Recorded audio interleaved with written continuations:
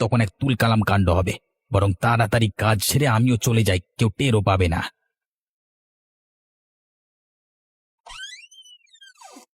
আরে এ কি, আমি কি দেখছি?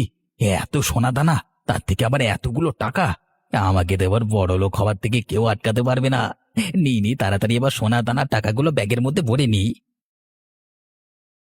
যাই, এবার বাড়ির দিকে চলে যাই।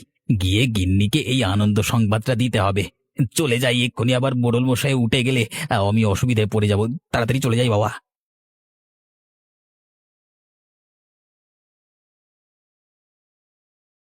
এই যে দেখো, এখনো পুরোপুরি ঘুমাচ্ছি। চৌকিদারের দ্বারা কোনো কাজ হবে না। তুই শুধু একবার সকালটা হতে দে।